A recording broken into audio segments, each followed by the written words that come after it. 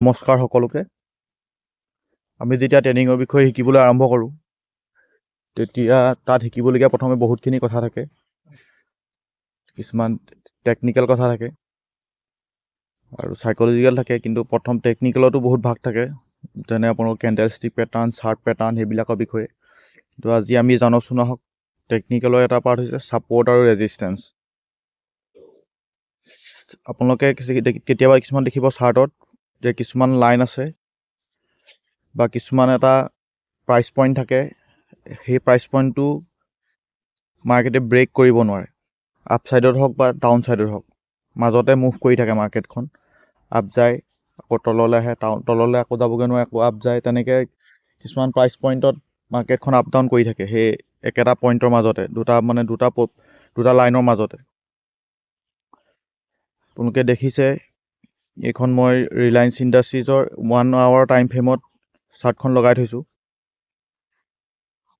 দেখিছে আপ ছাইডত গৈ আছে যদিও কিছুমান এই আপ ছাইডত যিটো পইণ্ট আঁকি থৈছোঁ দেখিছে আপোনালোকে, এই পইণ্টটোৰ পৰা মাৰ্কেটখন আপত নিব পৰা নাই। আৰু ডাউনতো ঠিক তেনেদৰে এইটো দেখিছে, এইটো লাইনৰ পৰা এই যিটো পজিশ্যন আঁকি থোৱা আছে পৰ্চনটো, সেই পৰ্চনৰ পৰা তলত ডাউনত নিব পৰা নাই।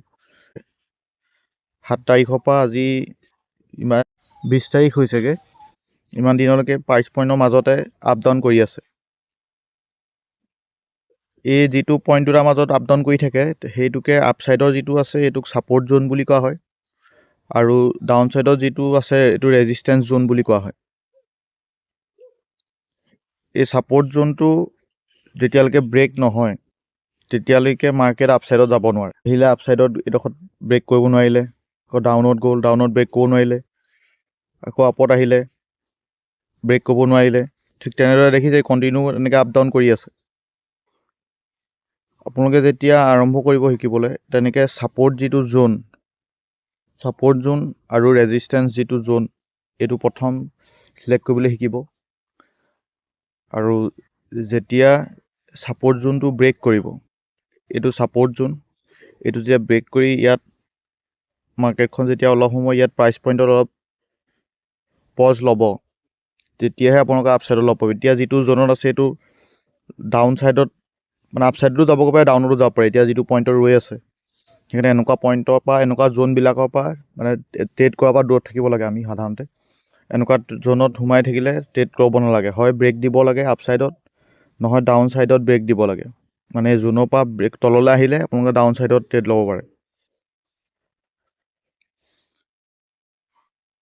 আৰু যেতিয়া আপোনালোকে সৰু সৰু টাইম ফ্ৰেমত চাব, এইবিলাক পইণ্ট ধৰিব নোৱাৰে। জোনটো এনেকৈ সদায় ডাঙৰ টাইম ফ্ৰেমত লৈ আপোনালোকে মাৰ্ক কৰিব লাগে। আৰু এতিয়া আপোনালোকে 1 আৱাৰত চলি আছে, এতিয়া যদি মই 1 মিনিট কৰি দিওঁ, টাইম ফ্ৰেমটো যদি 1 মিনিটলৈ কনভাৰ্ট কৰি দিওঁ, আপোনালোকে চাইছেনে ইয়াত ধৰিব পাৰিছেনে বাৰু? জোনটো ধৰিব পাৰিব, কিন্তু ডাউন ছাইডত মুভ দি আপ ছাইডত কোনটো মানে ছাপৰ্ট জোনটো অলপ প্ৰব্লেম হয় ধৰিবলৈ। সেইকাৰণে আপোনালোকে সদায় প্ৰথম এনালাইচিছ কৰোঁতে ডাঙৰ টাইম ফ্ৰেমত এনালাইচিছ কৰি ল'ব। এনালাইচিছটো সদায় দেখিছে আপোনালোকে ইয়াত ডাঙৰ টাইম ফ্ৰেমত ধুনীয়াকৈ ধৰিব পাৰিছে, কিন্তু 1 মিনিট বা 5 মিনিটত এইটো ধৰিবলৈ অসুবিধা হয় জোনটো।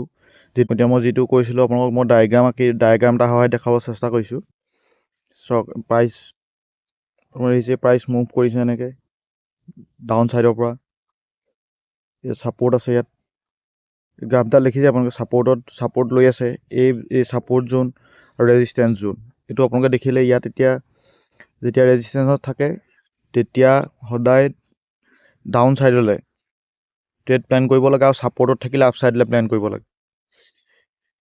এতিয়া আপোনালোকে গৈ থকা দেখিব আপত, কিন্তু ৰেজিষ্টেঞ্চ পাওঁতে আপোনালোকে ভাবিব ওপৰলৈ যাবগৈ পাৰে, কিন্তু ছাপৰ্টলৈ গুচি আহিব পাৰে। সেইকাৰণে সদায় ৰেজিষ্টেঞ্চত থাকোঁতে ছাপৰ্টলৈ, আৰু ছাপৰ্টত থাকোঁতে ৰেজিষ্টেঞ্চলৈ ট্ৰেড প্লেন কৰিব লাগে। আৰু এবাৰ যেতিয়া ৰেজিষ্টেঞ্চটো ব্ৰেক হৈ যায়, ৰেজিষ্টেঞ্চ যেতিয়া এইডোখৰত ব্ৰেক হৈ যায়, দেখিছে ব্ৰেক পইণ্টত, এইটো ব্ৰেকআউট বুলি কয়। যেতিয়া এটা ব্ৰেকআউট দিয়ে, ব্ৰেকআউটৰ পিছত আপোনালোকে ফেক ব্ৰেকআউটো কিছুমান থাকে, সেইটো আপোনালোকে ধৰিব পাৰিব লাগিব যে এইটো মানে জেনুইন ব্ৰেকআউট নে ফেক ব্ৰেকআউট। যদি ব্ৰেকআউটটো অৰিজিনেল হয়, তেতিয়া আকৌ আপোনালোকে দেখিছে কণ্টিনিউ মুভ দিয়ে ওপৰ আপ ছাইডত। আৰু এবাৰ যেতিয়া এটা ৰেজিষ্টেঞ্চ ব্ৰেক হয়, এইটো ৰেজিষ্টেঞ্চ যেতিয়া ব্ৰেক হ'ব, সি এটা ছাপৰ্ট হিচাপে কাম কৰিব নেক্সট টাইম। আকৌ যেতিয়া ৰেজিষ্টেঞ্চলৈ আপোনালোকৰ আহিব মানে এবাৰ ৰেজিষ্টেঞ্চটো ব্ৰেক হোৱাৰ পিছত সি নেক্সট ছাপৰ্ট হ'ব, ছাপৰ্ট হৈ আকৌ আপছাইডে এটা ৰেজিষ্টেঞ্চ বনাব আৰু যি আগৰ ৰেজিষ্টেঞ্চ আছিলে ছাপৰ্ট ল'ব। সেইবাবে আগৰ ৰেজিষ্টেঞ্চলৈ প্ৰাইচটো আহোঁতে আপোনালোকে আকৌ ছাপৰ্ট হিচাপে প্লেন কৰি ৰেজিষ্টেঞ্চলৈ মানে আপছাইডলৈ এটা আকৌ ট্ৰেড প্লেন কৰিব পাৰে। এইবিলাক হৈছে টেকনিকেল। এনেকুৱা টেকনিকেলৰ আৰু বহুত কথা শিকিবলগীয়া থাকে। এইটো এটা ইম্পৰ্টেণ্ট হয় ছাপৰ্ট আৰু ৰেজিষ্টেঞ্চটো গম পোৱাটো।